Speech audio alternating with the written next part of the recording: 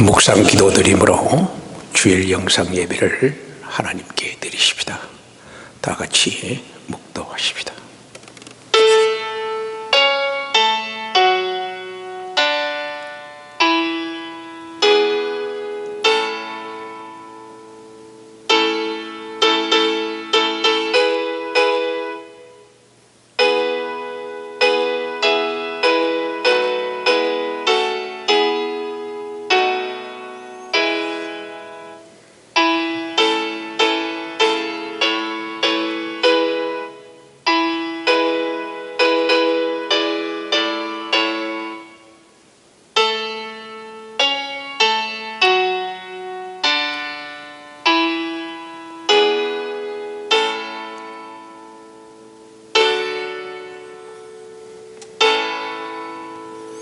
하나님은 영이시니 예배하는 자가 신령과 진정으로 예배할지니라.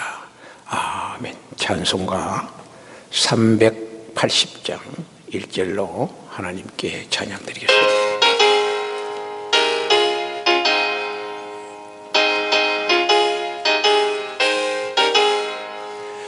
너의 생명 되신 주 주님 앞에 나아갑니다. 주의 흘린 보혈로 정케하사 받아주소서. 날마다 주를 찬송하겠네. 주의 사랑의 줄로 나를 굳게 잡아내소서. 기도하십시다. 고모신 아버지 하나님, 어려운 환경 가운데서도 변함없이 저희들에게 주일 예배로 드릴 수 있도록 인도해 주셔서 이 시간 교회당에 나와 예배드리는 사랑하는 성도님들, 그리고 각 가정에서 영상 예배드리는 심령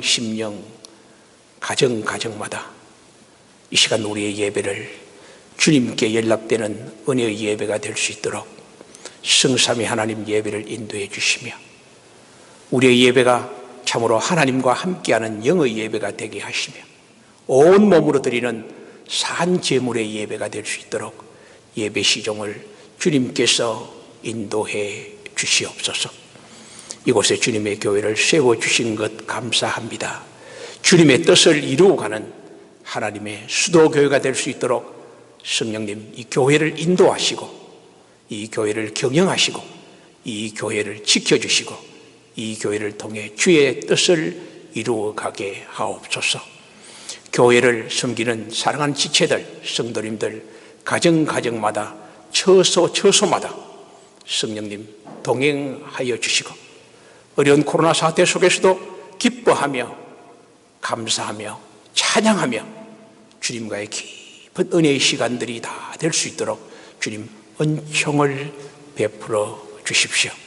수많은 심령들이 코로나 때문에 병상에서 고통하고 있사오니 주여 긍휼을 베풀어 주시고 그들을 치유해 주시며, 이 지구상에 퍼져 있는 코로나를 하나님 하루속히 종식되는 주의 역사가 있게 해 주십시오.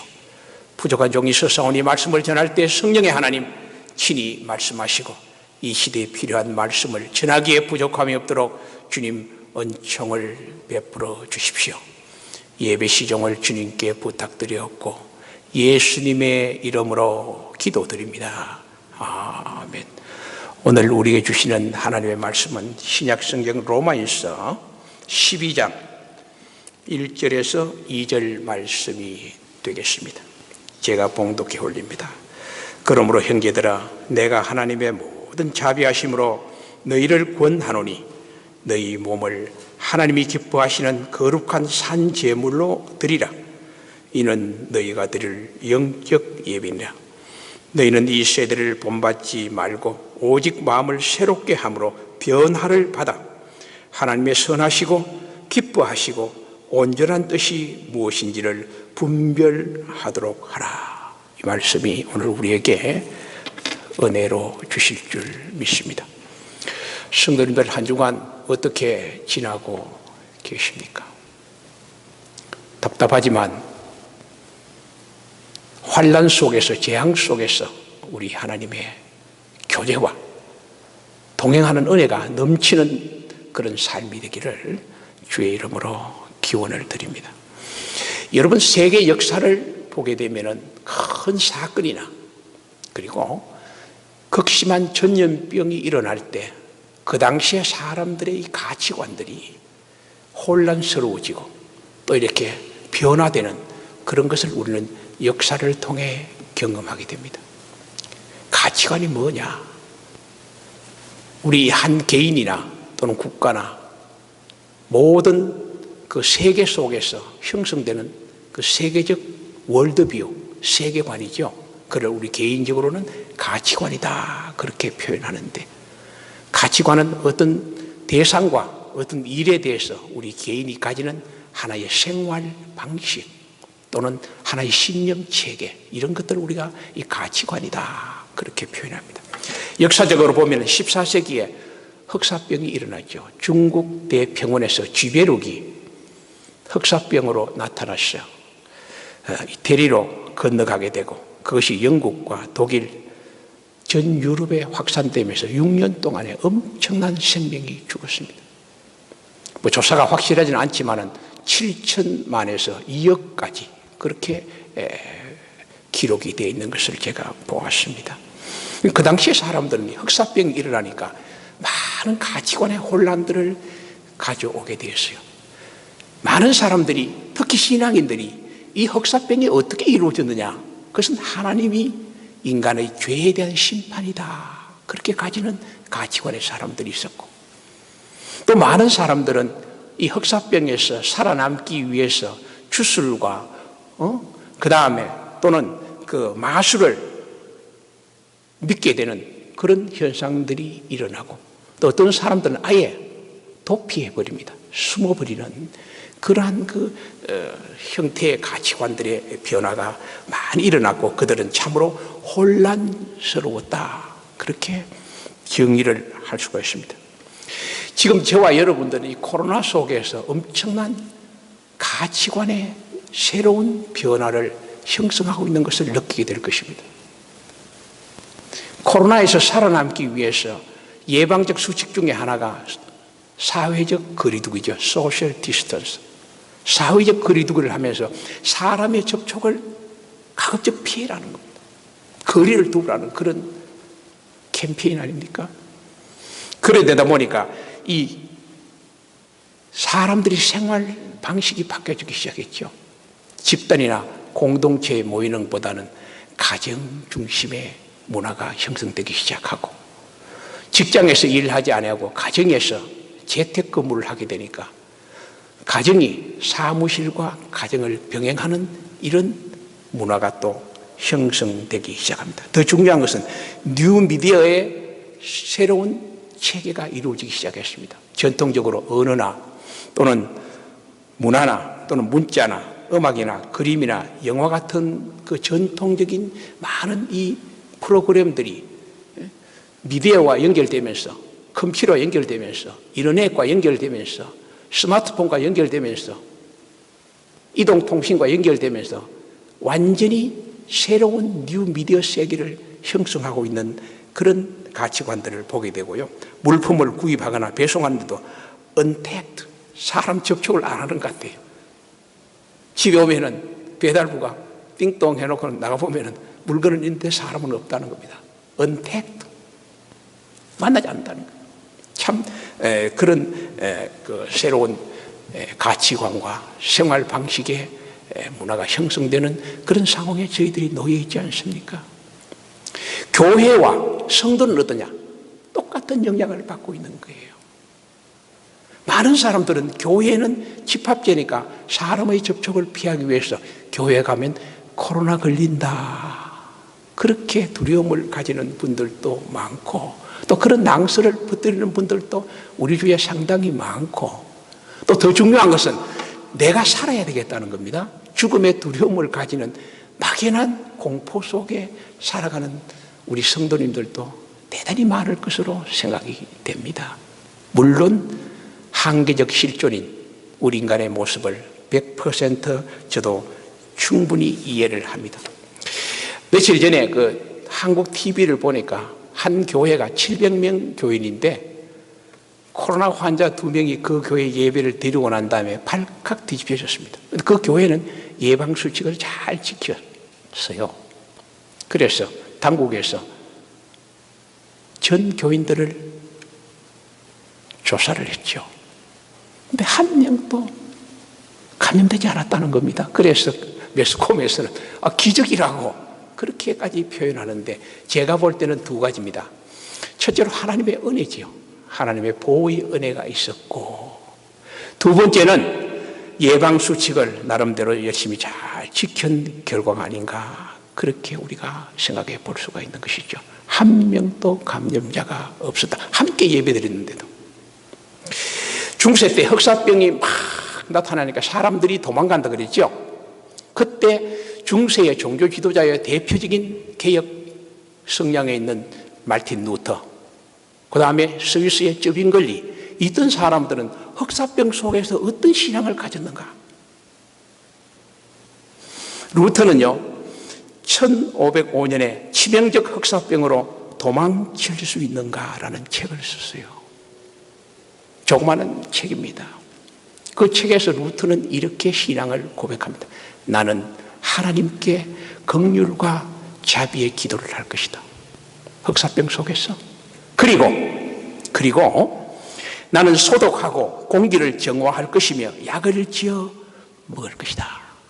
그러니까 하나님을 절대적으로 믿는 상태 속에서 그 신앙을 유지하면서 인간이 해야 될 예방의 수칙을 잘 지켰다. 그런 내용입니다. 스위스의 쯔빙글리라는 개혁자는 그 당시 흑사병 속에 수많은 환자들을 향해서 하나님의 위로와 돌봄을 하다가 그 자신이 1519년 9월에 흑사병에 걸렸어요. 9월에. 그런데 10월에 죽음의 위기를 당하다가 11월에 하나님의 회복의 역사를 경험하게 됩니다. 그때 그는 역병가라는 그러한 노래를 짓게 됩니다. 그 역병가의 노래 속에는 어떤 내용이냐? 내가 이렇게 치유받은 것은 그 당시에 중세 캐톨릭에서 말하는 고행을 통해서 치유받은 것이 아니라 오직 믿음을 가지기 때문에 하나님의 은혜로 내가 치유가 되었다는 것을 이제 생생한 간증을 하게 된 것을 보게 됩니다. 여러분, 종교교육자들 우리 신앙을 보면서 오늘에 살아가는 우리들의 신앙에 중요한 메시지를 던져주지 않습니까? 분명한 하나님의 신앙의 바탕하에서 인간이 해야 될 예방의 차원도 성실하게 행하게 될 때에 하나님이 보호해 주셨고 치료해 주셨고 하나님이 인도해 주셨다는 놀라운 고백들이 개혁주의자들의 공통적인 신앙이다. 그렇게 볼 수 있습니다.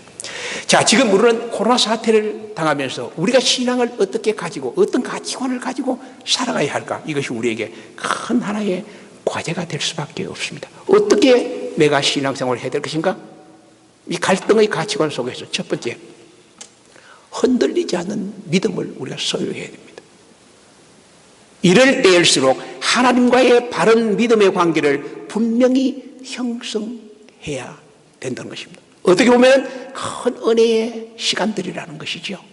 나의 삐뚤어진 믿음을 하나님과의 바른 관계를 형성해 주는 귀한 은혜의 시간을 하나님이 주셨다. 그렇게 우리가 믿어야 하는 것입니다. 성경 요한복음 14장 1절에 너희는 마음에 근심하지 말라. 하나님을 믿으니 또 나를 믿어라. 근심하지 말라 그랬어요. 근심을 해소하는 방법이 무엇입니까? 하나님을 믿으라는 겁니다. 코로나에 대한 죽음의 두려움을 가지는 것이 아니라 그보다 더 중요한 것은 전능하신 하나님, 우리를 보호하시고 치유하시고 인도하시고 동행하시는 그 하나님을 믿는 믿음을 가지라는 겁니다. 그 근심에서 콜링아웃 나오라는 겁니다. 주님의 말씀이죠. 출애굽기 15장 26절에 너희가 하나님의 말을 잘 듣고 순종하고 계명을 지키고 규례를 잘 행하면 내가 애굽 사람에게 내린 모든 재앙을 내리지 않겠다. 그리고 나는 치료하는 여호와라. 치료하는 여호와라. 시편 91편 3절과 6절에 보면은 새 사냥꾼의 올무에서와 심한 전염병에서 건져주실 것이다. 그리고 난 다음에 어두울 때 퍼지는 전염병과 밝을 때 닥쳐오는 재앙을 두려워하지 말라. 하나님의 말씀입니다. 성도 여러분, 주님이 우리에게 말씀하신 아주 중요한 그 메시지가 있죠. 여러분 잘 아는 메시지입니다. 나는 길이요 진리요 생명이다. 우리가 이 코로나 사태 속에서 어떤 길을 가야 하며 어떤 말을 믿어야 되며 나가 죽음의 두려움에서 생명을 보존하고 살아가는 유일한 은혜가 뭐냐? 그를 길을 제시해 주신 분, 방법을 주신 분, 생명을 주신 분은 주님뿐이라는 거예요. Only Jesus Christ. 주님 외에는 없다는 말씀을 우리에게 던져주고 있습니다. 얼마 전에 제가 한국 TV를 한번 잠깐 보니까 재미난 이야기를 하더라고요. 그 TV 속에 뭐라느냐? 코로나에 잘 걸리는 사람은 의사가 하는 말이에요. 두려움이 많은 사람이 병에 잘 걸린대요. 막 겁내고 내가 이 코로나 걸리지 않을까? 막 그런 공포 속에 있는 사람들에게 코로나가 반갑다. 내가 니한테 좀 들어가야 되겠다. 물론 뭐 의사가 이야기했지만 저는 그거를 조커로 받아들입니다. 또 하나는 과학적 증명은 미국의 발표지요. 혈액형이 A형인 사람이 코로나가 잘 걸린대요. 통계적으로 보니까. 이 공통점은 뭐냐? 두려움하고 A형 환자들은 세심하잖아요. 예민해요. 세심하고 예민하고 두려워하는 사람이 병에 잘 걸린다는 거예요.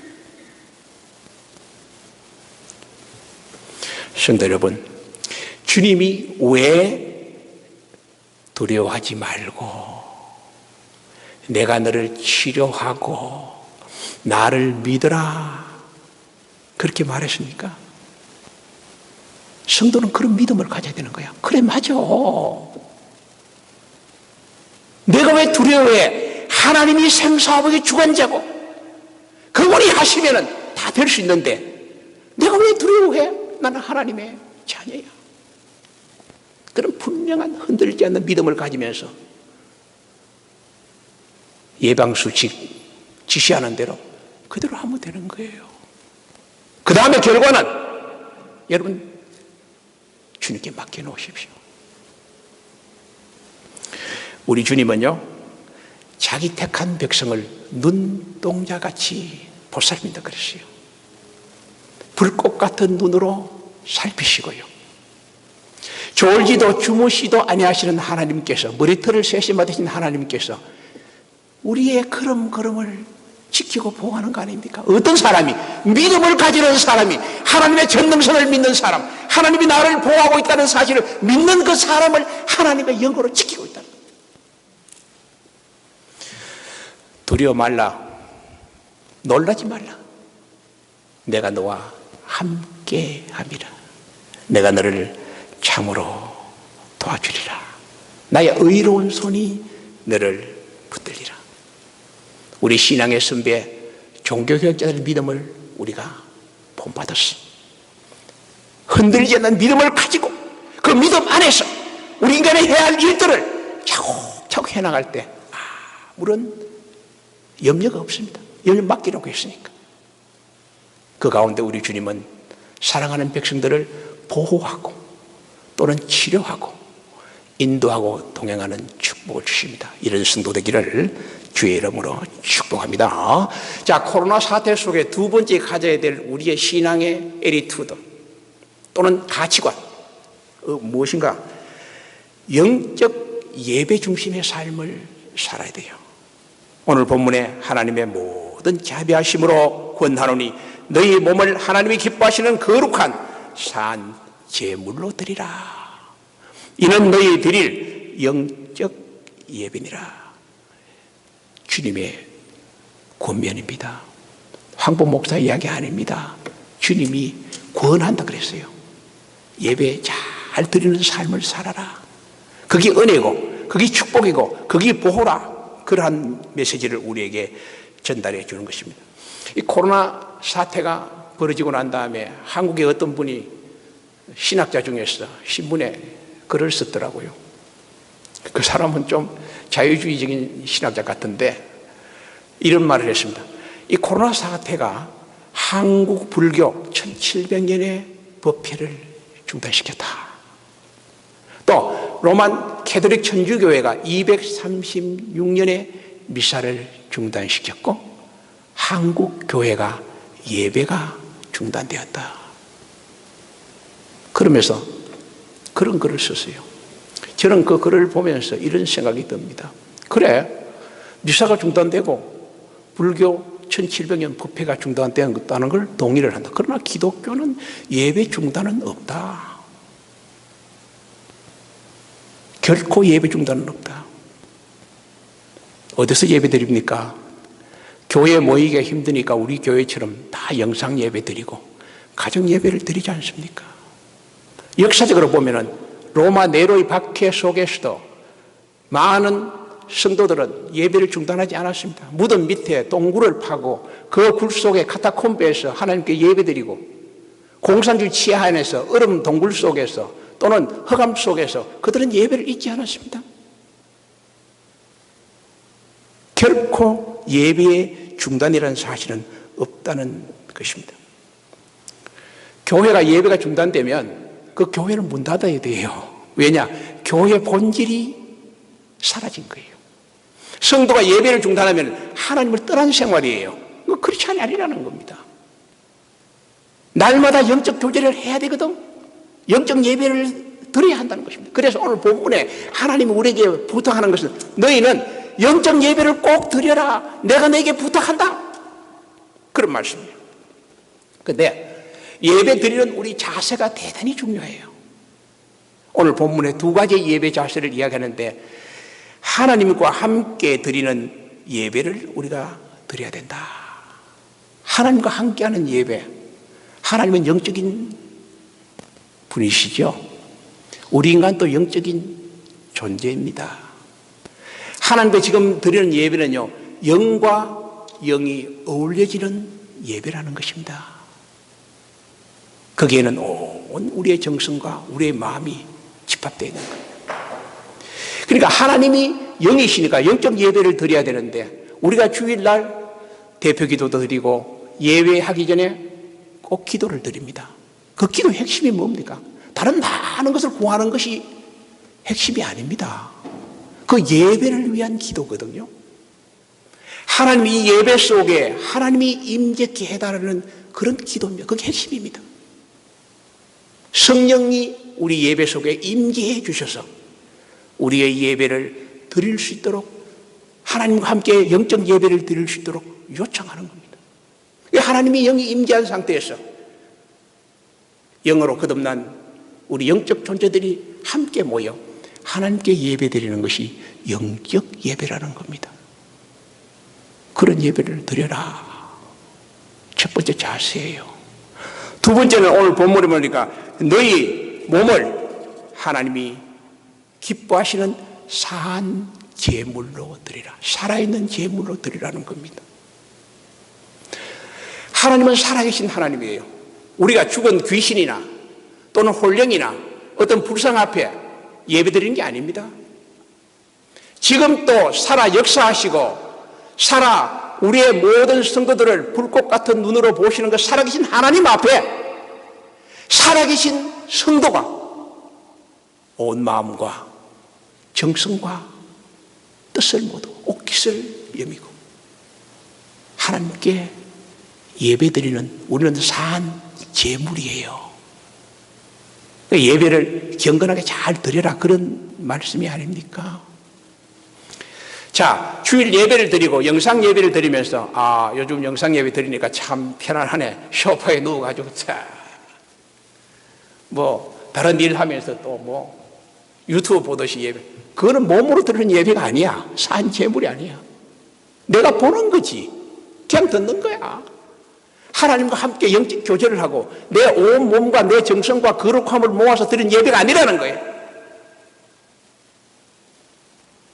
이번 영상 예배의 그 계기를 통해서 어떤 성도님 한 분이 고백이 왔어요. 카톡에. 내가 그걸 보고 너무 기뻤어요.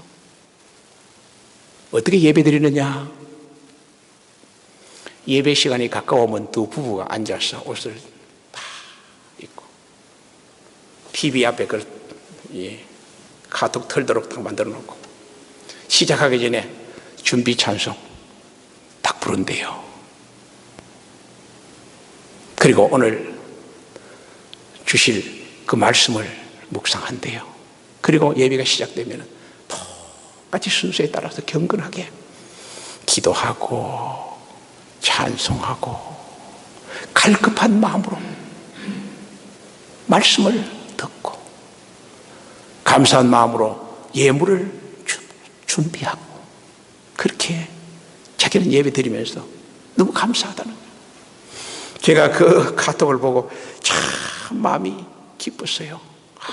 이 양반은 하나님 앞에 영적으로 예배를 드리고 몸으로 예배를 드리는구나.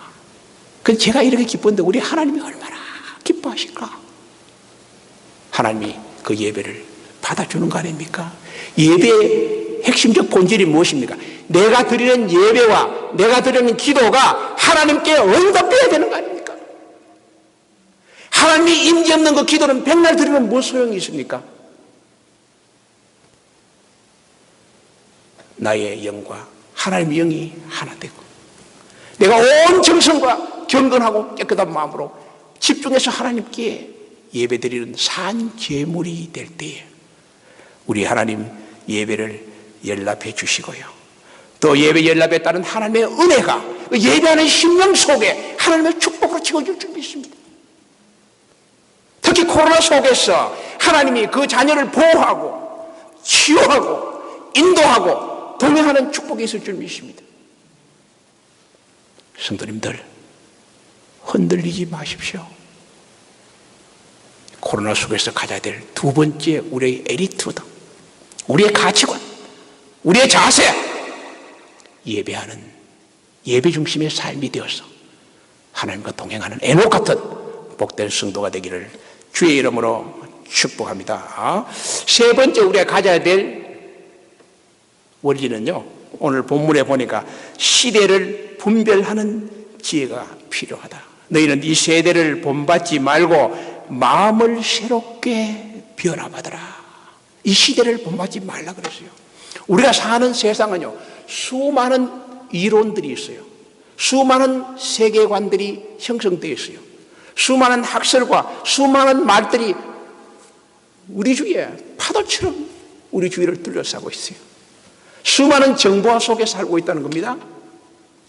이 세대를 본받지 말라는 것은 그런 학문과 세계관과 이런 걸 다 없애버리라는 그런 뜻이 아니에요.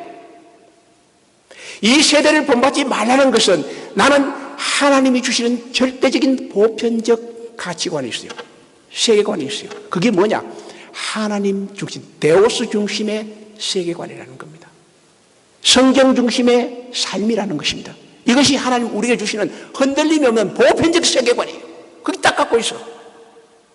그 바탕 위에서 그 돋보기로 내 주위에 수많은 세계관들을 이렇게 바라보는 거예요. 이것이 하나님 말씀과 어떤 관계가 있는가? 하나님 말씀에 어긋나는 것인가? 이것을 말씀의 세계관에서 검증하고 판단하고 확인하고 생각하는 그런 에리투드, 태도가 이 세대를 본받지 말라는 것입니다. 지금 왜 코로나가 왔는가? 우리 그리스도인들은 생각해 봐야 돼요. 인간의 교만 때문인가? 환경 파괴를 하고 있는가? 여기에 하나님의 어떤 뜻이 있는가? 면밀히 우리가 기도하면서 찾아봐야 돼요. 동시에 하나님이 이 시대에 우리 교회에 해야 할 일이 무엇인가를 묵상하고, 더 중요한 것은 하나님이 나를 향하신 어떤 뜻과 어떤 계획이 있는지 이 시대 속에 그런 것들을 우리가 분별하는 그런 영적인 눈이 필요하다는 겁니다. 이런 생각을 가지면서 어떻게 하나님께 기도하는 생활을 계속하라는 겁니다. 동시에 시대의 표적인 요나의 표적을 우리가 생각해야 합니다. 요나는 시대의 표적, 하나님이 하라는 명하시는 대로 하지 아니하고 자기대로 했죠. 자기 뜻대로. 니느웨 가지 않고 다시스로 갔어. 결국 무엇을 만났습니까? 풍랑을 만났어. 그리고 바다에 던져졌어. 고래배 속에 들어가 3일 동안 그 죽은 인생이야. 죽었어.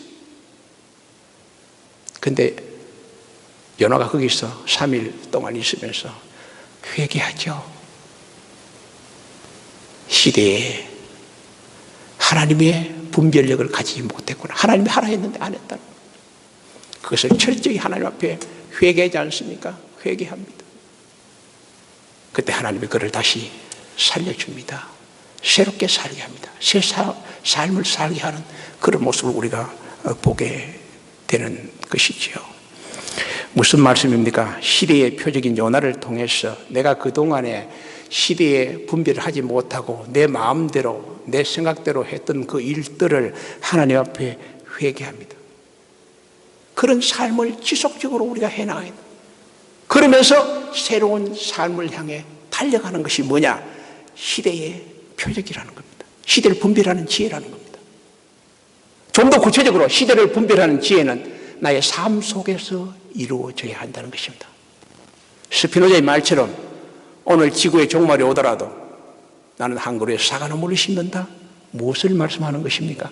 주님이 나에게 준 건강, 기회, 지혜 이런 것들을 가지고 현재 삶 속에 최선을 다하는 거예요. 시간을 아끼면서 흔들림이 없이 나에게 주어진 일에 성실히 최선을 다하는 거예요. 중국의 사람처럼 흑사병 때문에 도망이나 가고 무술이나 주술이나 믿고 하나님의 심판이다 그래 생각하고 그런 게 아니라 현재 하나님이 나에게 주신 삶의 자리에서 최선을 다하는 거예요. 세월을 아끼고 시간을 선영하고 그 다음에 이 기회를 놓치지 아니하는 그러한 삶이 바로 시대를 분별하는 삶이다. 특별히 우리는 하나님의 자녀들은 맡은 자들에게 구할 것은 충성입니다.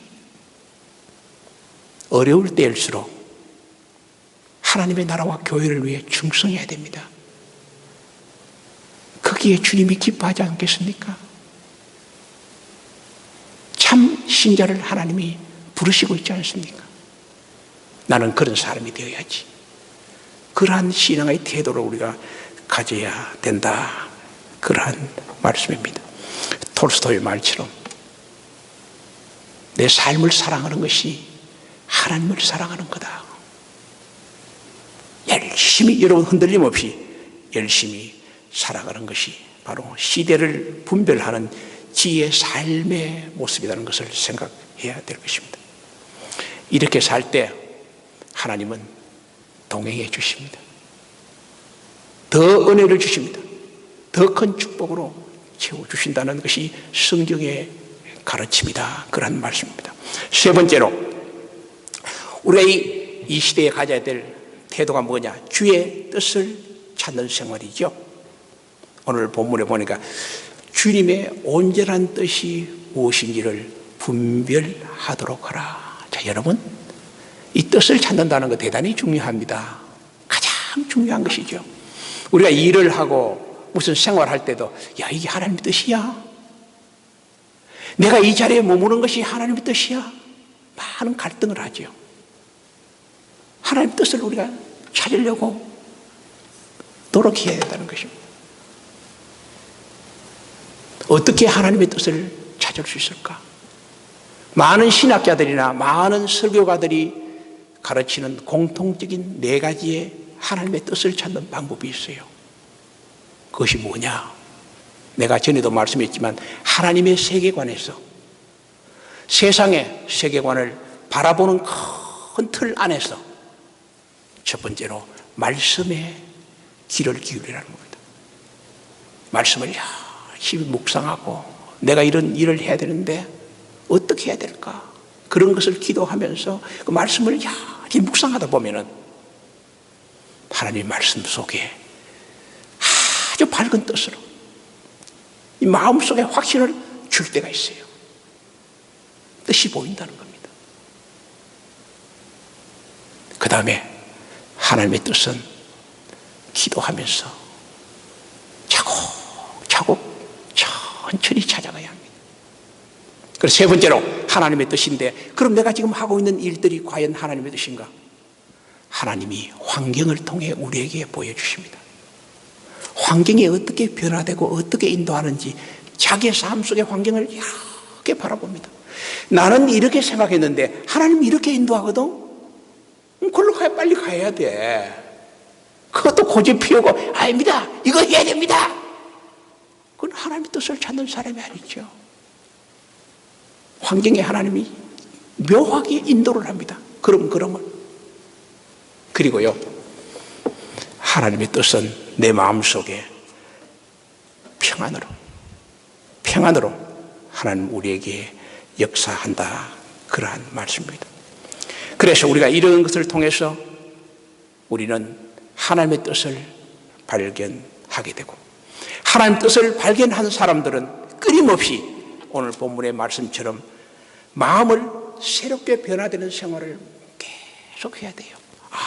내가 지금까지 하나님의 뜻은 일로 가기로 했는데 나는 이렇게 했구나. 그걸 회개해야지. 그냥 지나가지 말고, 하나님, 내가 그동안에 나는 이렇게 생각했는데 하나님이 이쪽으로 인도하시는군요. 주님, 잘못했습니다. 그때 우리가 회개하는 거예요. 회개하면 그 회개하는 심령 속에 무엇이 오느냐? 하나님의 영이 임하기 시작한다. 영으로 가득 차기 시작하니까 더 큰 기쁨과 은혜가 충만하게 되고 하나님의 인도함을 받는 계속적인 그런 삶을 살아가게 된다, 그러한 말씀입니다. 여러분, 타이타닉을 잘 알죠? 왜 그 배가 침몰되었습니까? 두 가지의 중요한 원인이 있죠. 그 선장의 교만 아닙니까? 46,000톤의 이 화려한 배가 어떻게 건조했는데 신이라도 침몰치 못하겠다는 인간의 교만의 절정. 두 번째는 항해하는데 영국 항공청에서 지금 배를 운항하면 앞에 얼음이 있으니까 돌아오라. 근데 선장은 이렇게 생각합니다. 무슨 소리 합니까? 이 배가 왜 무너져요? 지금 내가 이 배가 미국에 도착하면 수많은 사람들이 환호할 텐데 그게 도취되어 있는 거예요. 자기 도취. 하나님이 원하시는 뜻이라든가 사람의 충고 전혀 개의치 아니하고 내가 미국 땅에 도착해서 받을 그 환영, 그게 환상 속에 빠져 있는 거예요. 배를 항해하잖아요. 결과가 무엇입니까? 멸망이었습니다.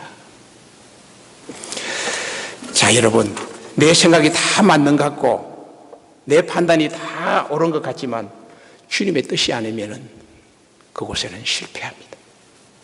지금은 힘든 것 같아도, 지금 어려운 것 같아도 하나님을 진실로 믿는 사람은 날마다 하나님의 뜻을 찾아가는 거예요. 그러니까 겸손하다는 거예요. 겸손해질 수밖에 없는 거예요. 내가 뭐 대단하고 내가 다 알고 내가 경험이 있고 무슨 소리 합니까? 알기는 뭐로 합니까? 시끄러지만은 경험 가지고 지식 가지고 까불면 안 되는 거야. 늘 겸손해야 돼. 하나님, 제가 많은 거 뭐 있습니까? 하나님 가르쳐 주십시오. 묻고 기도하고 말씀 보고 인도하는 과정을 보고 그런 가운데 그 마음속에 평안이 온다면 이게 하나님 뜻이구나. 막 불안이 와. 하나님 뜻 아니에요. 빨리 기법해야 돼요. 성경 잠언서 19장 21절 누구나 잘 아는 말씀입니다. 사람이 마음으로 자기 길을 계획할지라도 그 걸음을 인도하는 것은 여호와다. 이사야 55장 8절 내 생각은 너희 생각과 다르며 내 길은 너의 길과 다르리라. 주님의 말씀입니다. 기도하십시다. 하나님, 감사합니다. 복된 성기를 주시고 영으로 드리는 예배로 드릴 수 있도록 도우시고 우리가 산 제물이 되어서 몸으로 드리는 영광의 예배가 된 것을 감사와 영광을 돌리며 코로나 사태 속에 우리 성도님들이 흔들리지 않은 믿음을 꼭 가지고 예배 중심의 삶을 살게 하시며 시대를 분별하는 지혜를 가지고 그리고 주의 뜻을 찾아가는 분명한 신앙 속에 살아드리는 복된 성도들 다 되게 해 주십시오. 이 시간 주의 전에 나올 때에 빈손으로 나오지 아니하고 귀한 예물들을 준비해서 헌금교에 드린 손길들, 가정의 영상 예배를 드리면서 귀한 예물을 준비하여 주께 드리는 손길들 하나님 만배로 축복하시고 그들의 심령 속에 놀라운 평강의 은혜가 임하게 해 주시옵소서. 예수님의 이름으로 기도드립니다.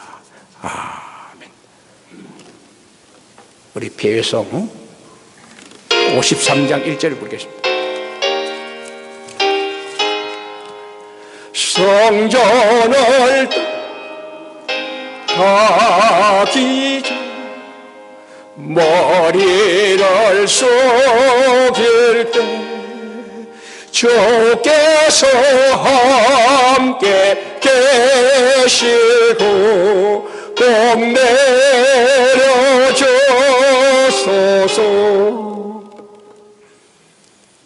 주 예수 그리스도의 크신 은혜와 우리 아버지 하나님의 만극하신 살아가심과 성령에 감동하시고 감화하시고 위로, 교통, 역사 충만하심, 코로나의 재앙 속에서도 온전히 하나님을 믿는 믿음을 가지고 예배 중심의 삶을 살며 시대를 분별한 지혜와 주의 뜻을 찾기로 고백하고 다짐하는 귀한 심령들 머리 위에 하나님의 크신 축복이 영원토록 함께 하시기를 간절히 축원하옵나이다.